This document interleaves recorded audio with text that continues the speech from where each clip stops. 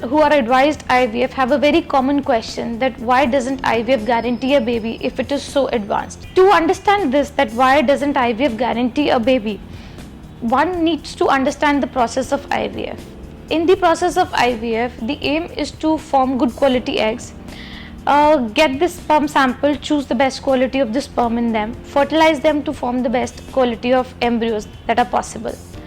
But this quality is a lot genetically and age dependent. So we cannot really alter these factors so as to improve the quality of the eggs or the sperm. But we can definitely choose them. We try and choose the best quality of embryo and place them in a good lining. Despite that, despite having the best quality embryo and a good lining, the chances of pregnancy are not 100% in IVF because there is a limitation to the process of attachment of the embryo to the lining, which we call implantation. There is an interplay of factors inside the female body that either accepts or rejects the embryo that we place inside the female body.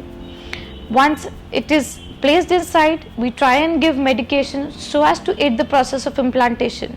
But in best case scenarios, the chances can be 40% or maybe 45%, but nothing more than that. But a failed IVF cycle is a lesson, or a failed IVF cycle gives us an idea of improvisation that can be done in the second cycle so as to maximize the chances of success. Also, the second doubt that the couples would have it, that what does 40% or 45% success rate mean to them? To them, I would say that when we do an IVF cycle for them, and if it unfortunately it fails, we become a lot more wiser for the second cycle, because in the first cycle we can identify certain modifiable factors that we can improvise before starting the second cycle. Maybe we can change the type of injections to retrieve better quality of eggs.